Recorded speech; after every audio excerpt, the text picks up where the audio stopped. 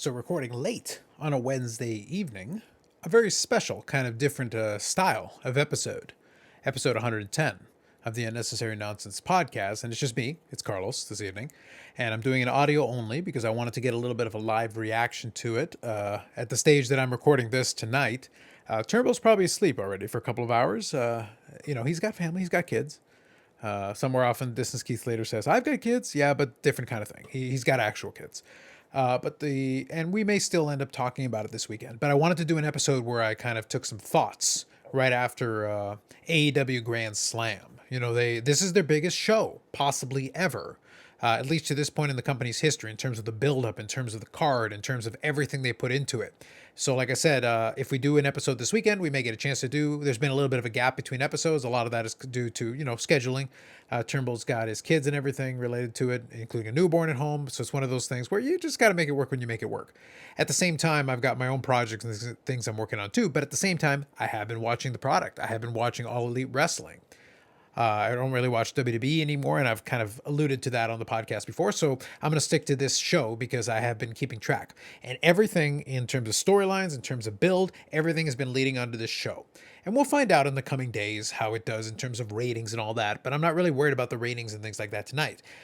This is a significant show because in my history as a wrestling fan, going back to the early 90s, you only get a few seminal moments. I remember the initiation of the NWO. I remember when WWE basically had the simulcast show where they announced that they had basically purchased WCW and the landscape that changed at that time. I remember ECW in its prime. I remember when ECW went away. I remember the failed invasion angle. So I go back quite a ways as a wrestling fan. And you do get a taste of that sometimes when we do the podcast, where Dave will ask me. He has been enjoying professional wrestling the last, maybe the last year or so, and getting a lot more into it. He was probably into it, I believe, earlier in his life, but it's one of those things where he's getting himself reacquainted with it. But meanwhile, I've been kind of paying attention to it a fair bit. I did kind of fall off WWE for quite a while, but All Elite, I've enjoyed what they've done, their storylines and the way they do them, and the way they present the product is really what has been something that has caught my attention and also maintained my attention. Because part of my issue with WWE is that as a company, they've kind of steered away from a lot of what made them interesting, especially in the heyday. But at the same time, really more than anything else, it's just that it's kind of insulting and a waste of my time to watch a lot of that product. And a lot of people aren't going to like that and say like, oh, well, you're just a shill. It's like, yeah, I get we're in the day of tribalism. I get it. But just realistically, as a wrestling fan who enjoyed a certain type of product, WWE no longer provides it. I would watch it if it provided that. It doesn't, so I don't. AEW does provide a product that I can enjoy. They're not perfect, and I will talk about that tonight, but they hit on a lot of the key notes, and I think tonight is a perfect example. They were not perfect tonight. There were certain elements of it, which I'll get into in a moment, which I thought could have been done differently or could have been done, in my opinion, better. Again, in my opinion, better. That doesn't mean it wasn't good, but it's one of those things where if you can produce a show where you don't hit home runs on every single thing, but you still produce a show that top to bottom was still worth watching, you've done something well. And my litmus test, and for those of you who may be catching this for the first time, my litmus test is a simple one. I've got a PVR, so I'm at the point in my life where I'm not going to sit there and watch even a 2-hour wrestling show all the way through in real time. What I'm going to do is I'm going to record it on PVR, and I'm going to get into it maybe about an hour in, and then I'm going to go through and I'm going to skip through commercials and matches and segments that don't interest me. And my rule is I want to see how much of the show that I actually end up watching. Obviously, when you remove commercials, that's a good chunk of time. But realistically, in a 2-hour wrestling show, you're probably going to get maybe about an hour 20, an hour 30 in terms of overall. I might be off on my math, so forgive me. But you're going to get a good chunk of time that's going to be devoted to what's going on the screen. If I'm watching the majority of the time on the screen, that's a good sign. If I'm skipping through segments or skipping through matches, that's a bad sign. Well, on this show, I didn't skip through any matches. I didn't skip through any segments. I obviously skipped through commercials. But outside of that, it let me catch up to the program quickly, and I was able to watch it. Obviously, I watched it after the end of the runtime, but it was still kind of fun to watch from my end of it. So overall, I would say a successful show. So that's my short synopsis. Now I'm going to go into the different components of it and kind of talk through a couple pieces. Again, it wasn't a perfect show, but there was a lot of things to like. If you're a wrestling fan, it really depends on your sensibilities and what you want to see. So let's begin with the whole thing. First of all, the crowd was super hot. Now, it's going to be interesting to see because they're going to have the subsequent 2 hours Grand Slam Rampage, which is in the same venue and is going to be kind of a continuation. And I could be mistaken, but I believe they're basically just going to go, and at the end of the show, then they just continue on. And that's at least 4 hours of wrestling, which is it's pretty intense. I'm going to be curious to see how well the crowd holds up for the Rampage portion of it. But the Rampage portion of it, I'll be honest, is pretty stacked. The Dynamite version was pretty good. The Rampage version certainly has a couple of matches that are interesting as well. So I'll be interested to see how it works as far as that show is concerned. And it creates a unique scenario where you have a main event that, in the grand scheme of things, if you run the two back to back, effectively is in the middle of the show. But it's the main event of one show, and then you get a second main event kind of in the second show, because effectively you're involved in a live show and then a taping, which is very interesting. That's why I say it'll be kind of interesting to see if the energy of the crowd is able to sustain through the second half and into Rampage. So I'll definitely be very interested to see what that looks like.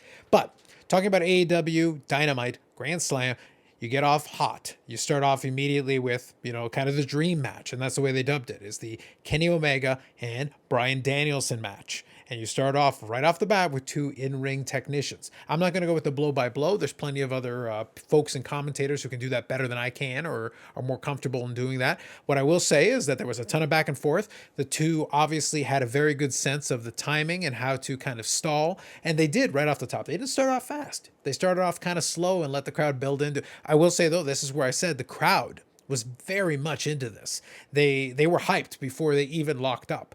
So it's one of those things where as soon as the bell rings and the crowd freaks out, and, Bryan Danielson played into this very nicely throughout, and it was pretty physical. They were definitely able to get in terms of Bryan Danielson's, chest probably is a shade of purple by this point, with the amount of chops that were delivered through the course of this match. So it ended up being a 30-minute time limit draw, which, not surprising given the caliber of the two folks in the ring, and the story that they're trying to tell is that they're so evenly matched that it's going to lead down the road to a rematch.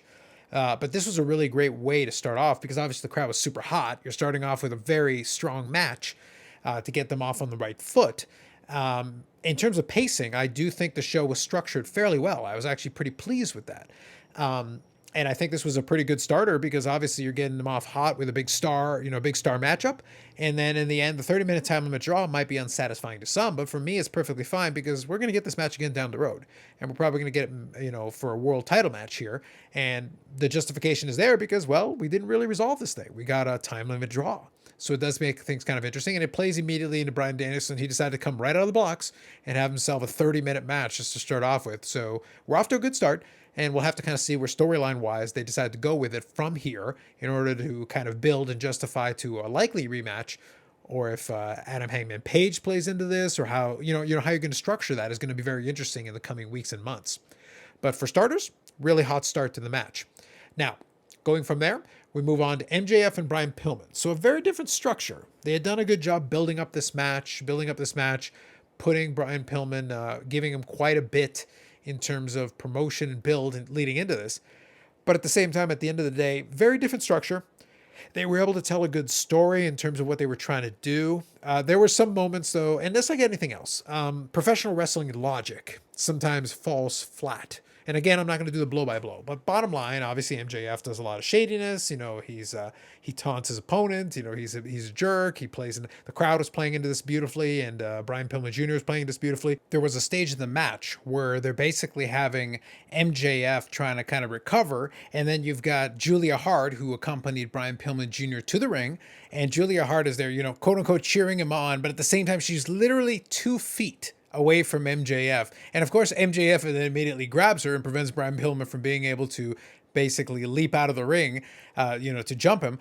But at the same time, it's one of those things where it's like, you're 2 feet away from the guy. You're literally like staring into the ring while the guy is literally physically beside you. And it's like, do you have no spatial awareness? Again, I understand it's professional wrestling, and this is how we got to play into this thing. But sometimes we have to get away from some of the tropes of professional wrestling. And this is a rule that I would love to institute. And this is something that if I could, talk to Tony Khan, one of the things I'd say is like, once in a while, we need to institute a rule where professional wrestlers and, valets, managers, whoever, they got to have at least a bottom line sense of peripheral vision. Like, you cannot not see this person there. And it's one of those things, it'll come into play again in a different match. I'll talk about it again, but it's not even peripheral vision all the time. Sometimes it's like, it's right in front of your face and you can see it. And it's like, you look dumb for not being able to figure this out. At the end of the day, it's fine. It's part of the match, but it did make me chuckle that it's like, really, you can't see the guys that close to you that he can literally just grab you. And it's like, look, I get what you're doing, but at the same time, once in a while, you do want to use a little bit of common sense. Don't put these people in a position to look stupid. And at the end of the day, Julia Hart looked kind of dumb there. In the end, the result was never in doubt. MJF kind of continues his role. I'd be curious to see what they're going to do with Brian Pillman Jr. I'm fine with MJF continuing, but it's one of those things where MJF is always in these consistent feuds, but we're going to have to kind of see some progression because it's funny because MJF keeps winning matches and he keeps winning these little feuds as a heel, but it's one of those things where at a certain point it's like, okay, look, at the very minimum, I don't know how you're going to do it. I don't know what weird angle you got to figure out, but you got to put some kind of championship on MJF at some point. Again, there's no immediate hurry. He's already doing a great job as a great heel, and he's definitely an attraction, and he gets a reaction out of the crowd without a doubt.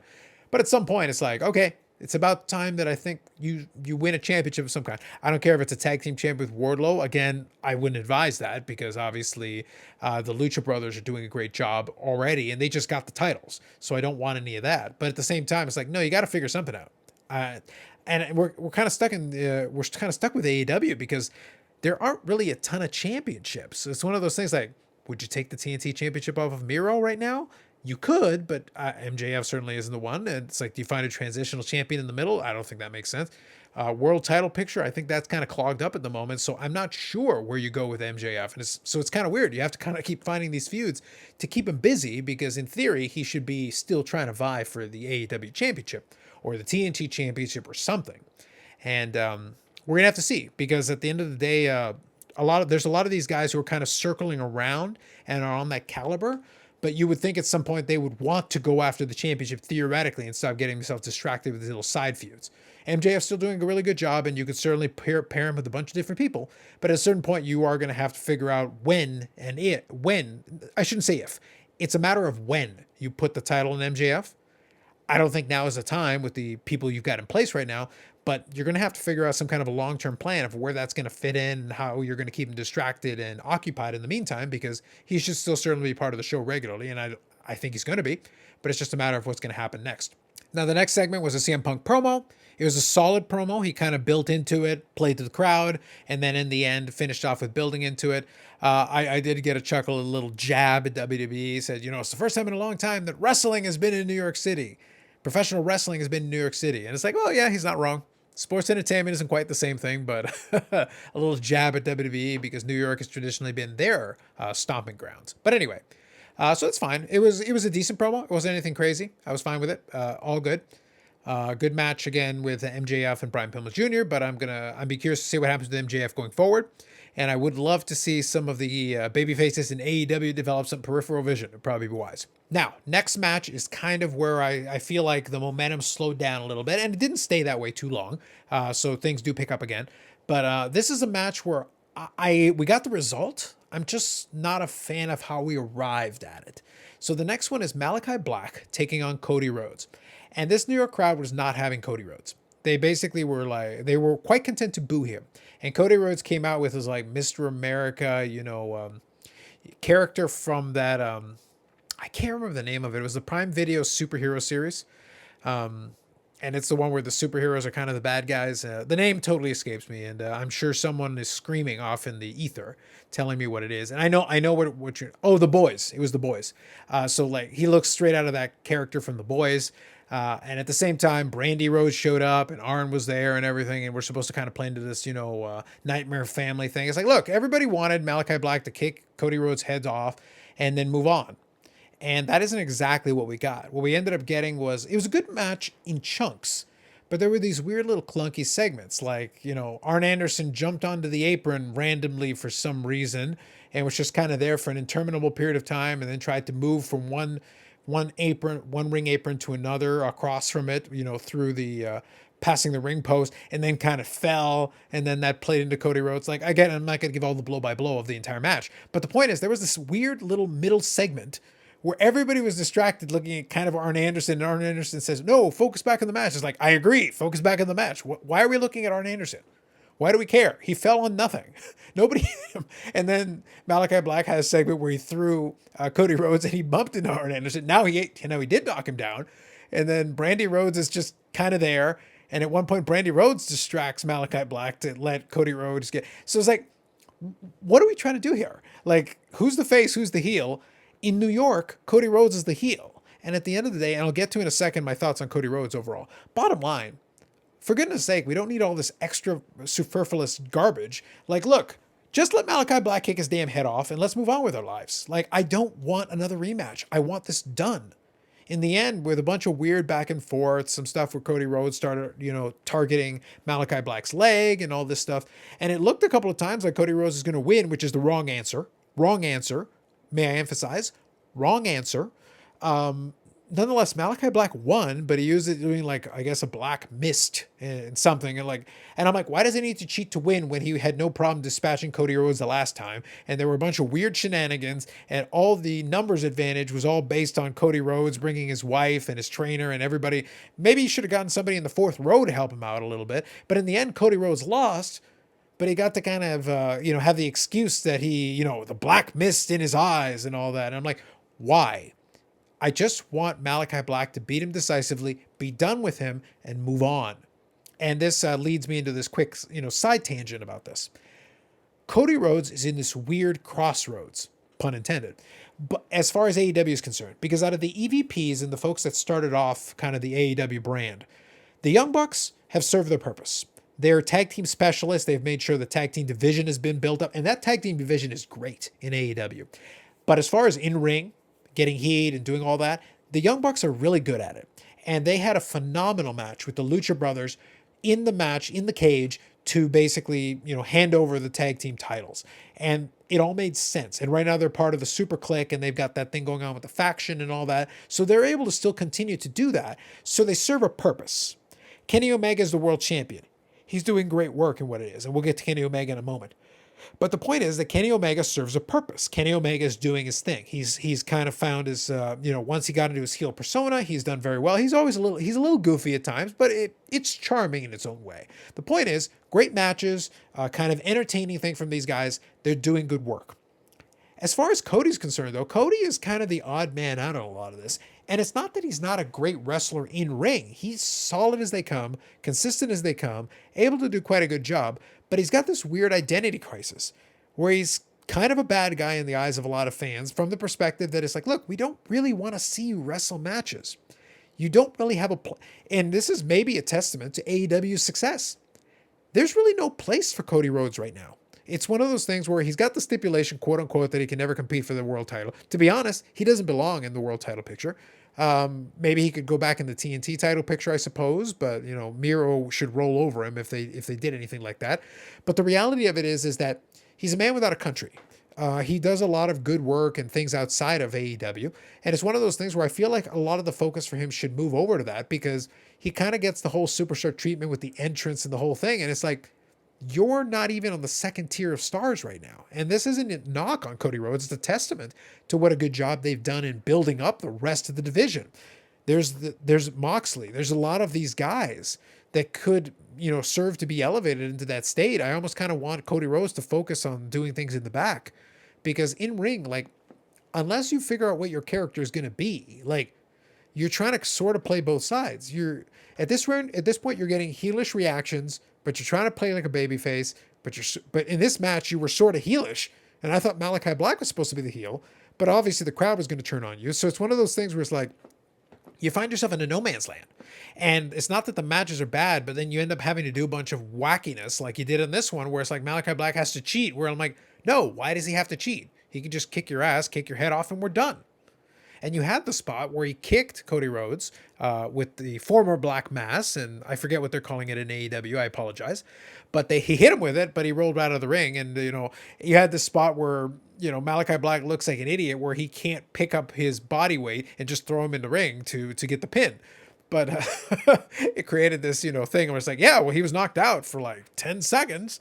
But he was trying to do that, and then he finally started doing the count, and then he got in the ring, and Cody got in the ring, and you just kept going from there. And no, it was a mess. To be honest, this was probably the worst match on the card, to be perfectly blunt. And it's a shame because Malachi Black has been doing some really good work. The storyline has been okay. I've been fine with it. I really was hoping that this would kind of be the conclusion with it. I don't really need it to continue forward. I'm kind of done with Malachi Black and the Nightmare Family. I would love for him to move on to a different story of some kind. I don't know what we're going to see from here. It's okay. It was okay. The match was fine. The result was what we wanted. I don't know if we got there, though, the way that we should have wanted it to go. And that's kind of my main takeaway from this one. So I really don't know. I genuinely have no idea what was going to do. I don't know if at the end of this, Cody comes out as a heel. He did lose, but he did get cheated on to lose. But at the same time, he cheated earlier because Brandy distracted Malachi Black. Well, he took advantage of it. So it's like, I guess they're both heels? Question mark? That's kind of my point. I really don't understand what this was supposed to resolve or what the result was we were looking for. Next match on the card. So you got FTR versus Sting and Darby Allin. This one was all right. A good tag team match. You ended up getting you ended up getting the result you wanted. Sting and Darby Allin went over as far as that's concerned. It was weird, I'll be honest. There were moments of it, and this isn't a knock on anybody. The crowd was into it. Sting was doing a good job. Darby Allin was doing a good job. Sting is doing a better job at this stage, at his age, plus with his injury history than he has any business doing. I will say, though, if I was going to offer one critique, it would be like maybe if Sting needs to change his ring gear, so be it. Once he gets to the ring, we got to stop wrestling in a t-shirt, man. This is just a personal pet peeve of mine, is that you came to the ring in a shirt. You know, you're promoting the new merch. Hey, bless you. Thank you, Sting. Great job by you. But at the same time, it's like, well, you don't wrestle matches all the time, which, by the way, is a good thing. I like that Sting only wrestles selectively. You pick your spots with Sting, and that's good. That's a very smart thing to do. It keeps him special. It also makes sure he doesn't, get unnecessary wear and tear. He's not a spring chicken out there, and you can take advantage of his star power and get him out there, and he can still move around a little bit in the ring, especially for a guy of his age. He's doing a great job. But it's like, no, take off the damn shirt when you're wrestling. Like, why are you wrestling in a t-shirt? It's just weird. Again, that's just a personal pet peeve of mine. It's just a little odd. And Darby Allin, as usual, was doing a great job being fast and moving around and having a lot of high impact, taking some risks. And FTR is just as solid as they come in the ring. In the end, the result was Sting and Darby Allin went over. Good match, good solid. It was a good pick me up after the the Cody Rhodes Malachi Black kind of weirdness. As far as I don't know what they're supposed to be doing. Please, please, please get Malachi Black away from the Nightmare Family. Please, we don't need a rematch of any kind. Let's just move on with our lives. If Cody Rhodes wants to turn heel, great, let him do that. I still don't know what role he plays on the show. I don't know who he's supposed to be feuding with. Like, I actually don't understand what his role is on the show at this stage. By the way, that is a compliment to AEW. Because Cody Rhodes is as solid as they come. And originally when AEW got started, he certainly had a prominent role. But we've advanced far enough now. We've got enough talent on the roster where it's like, I actually think Cody Rhodes could get kind of shoved in the back, and I don't think anybody would miss him. No disrespect, but I think it would just be better for everybody involved. Anyway, that's just my opinion. So that leaves us with the main event of the evening. And I think a solid main event, certainly. So you had Britt Baker, Dr. Britt Baker, DMD, taking on Ruby Soho for the AEW Women's Championship. And on the whole, a real solid match. Enjoyable. Certainly, and I think the crowd, again, was still pretty into it. That's why I say I'm going to be interested to see how the energy level holds out between what happened on Dynamite, where the energy was pretty consistent and really solid, and then we're going to get into the Rampage section of it on Friday, and we're going to see how the energy held up. So I'm genuinely curious to see what that ends up looking like. Realistically, from a television perspective, that's really the only concern I would have, is that you've got a good show on paper, like a really strong show as well, and you're at the stage where tonight the energy was definitely there, and obviously, even as I'm speaking, they're doing the other show, so it's one of those things where it's like it's happening right now, but what's that going to look like energy-wise when I go and watch it on Friday? And it's funny because I do a live stream on my own other YouTube channel on Friday, so I'm not going to get a chance to see it probably until Saturday morning in the wee hours. But even then, I'll probably have more energy than some of the folks that'll be at that show right now. So that's what's going to be very interesting for me, is just to see how that energy translates. Now, the good news is for the folks that were doing the Dynamite show is that for this main event, for this quote-unquote main event, there was still plenty of energy in the room. So they had a pretty solid match, I would say, especially a first real like feature outing for Ruby Soho against Britt Baker. Britt Baker right now is on a great run. It's one of those things where I'm glad that they're continuing this run forward. I would like to see the run continue. And what I'll present to you is the following. Let me quickly go through one or two things about this, and then I'll kind of talk about Britt Baker and what comes next after this. Now, I'll say quickly, like I said, the match was pretty solid. There were some good moments. Obviously, there's always some moments where things kind of slow down a little bit as they have to kind of adjust and move through a couple different moves. But for a first major outing, as far as Britt Baker and Ruby Soho being there, main event, 20,000 plus, reported attendance at the show, big feel. I think they did very well, and I think they were able to quit themselves and have themselves a pretty good match to send. I'd say send people home happy, but they got another entire show to watch after this with a whole bunch of matches. So it actually for them was like it was like the halftime show, but for us watching on TV live, it was the main event. So it is kind of interesting, a little weird that then you kind of have to reset yourself and go, oh, by the way, we've got another entire slate of matches, a whole slate of matches that you have yet to see, and you will. So as far as that's concerned, Britt Baker retained the championship. This is one of the few occasions, and I'll quickly make this point, is that Britt Baker, even as a heel champion, she doesn't cheat all the time, which is funny. She takes little mini shortcuts, but like no major, like when she won the championship originally against Hikaru Shida, in reality, the two of them kind of exchanged what probably would have been ends to most matches. And it was just more than anything, just kind of, I'll hit you with a really big move. You'll hit me with a really big move. We'll pin each other. We'll kick out at two. We'll kick out at two. We'll kick out at two. And in this case, they hit each other with a bunch of different things.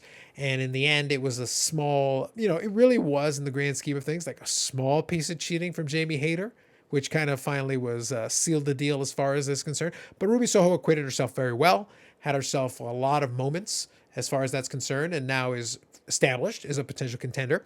And the good news for the AEW women's division is now you've got Ruby Soho as a legitimate contender, Dr. Britt Baker, DMD, at the top of the food chain. You still got Chris Statlander. You've still got Thunder Rosa down the pipeline, more than likely.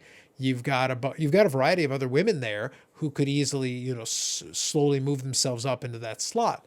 So it's one of those things where you've got a bunch of talent, and that's good news because now you find yourself in that position where you're able to start developing a lot of different matches. So my question will be what the next feud is. I don't know if I would immediately run these two back, but you certainly could. But I think the long run storyline is going to be Thunder Rosa getting herself back into the situation and then eventually being the one to finally dethrone Dr. Britt Baker. And when that happens, I think it'll be a right time and right place. It's going to be a pay-per-view, I think, which is the right time and right place to do it. And then from there, we'll kind of have to figure it out. But I think Britt Baker should have a good run here. And she's already had a pretty good run, and I think it should continue on to a big show. It's got to be at a big show where you finally make that switch. And then you still got, like I said, it was funny about it is that you only had a handful of women's champions, but you still got Hikaru Shida out there. She's been doing winning matches on Dark and Elevation, stuff like that. So her record is still going to be very impressive. And you've still got, Riho, who is a former champion. So if you want to throw her out there, Serena Deeb is injured, but she could certainly come back at some point. You've got, like I said, Thunder Rosa, who you can build off of their history as well as she was an NWA women's champion there on AEW. So she's already been presented as a star. So she's already right at that level. And you can always, in a pinch, always be able to throw in a Chris Statlander, and you can always be able to throw in Nyla Rose. So it's one of those things where it's like, nope, you've got a rotation of women that you can throw in there that can certainly do it, but you want to make sure you've got a good balance, and you got to find the right opponent for Britt Baker. If you're not really ready to go to Thunder Rosa right this minute, then you got to have the right opponent. And the same is going to go forward where I wouldn't immediately run back the Bryan Danielson and Kenny Omega right away. And then we'll still see where Adam Page falls into this. We'll still see there's a variety of challengers. It's one of those things. Moxley's been doing this run with the New Japan guys, and Lance Archer's out there, and there's a lot of potential folks that can be rolled into contendership. And maybe this will be the spot that I'll kind of conclude on. AEW is an interesting spot where now they're able to do these 2-hour shows and be able to have plenty of great matches and things to show in there, and potentially a trios championship down the road. And then they signed, Owen Hart in terms of, in memorandum as far as part of the family as being able to do a tribute tournament for Owen Hart. So that's great too. One of the big things though that AEW has is they're almost spoiled for choice. They this week they'll have 4 hours of programming, but generally they have 3 hours of programming, and they're almost trying to shoehorn people in and trying to find room for them with between that and the YouTube shows, which is good that they've got them because it's kind of hard to fit people in. But one of the interesting things is that leaves a situation where you do have guys like a Brian Cage or like an Andrade who's now found himself into this awkward place.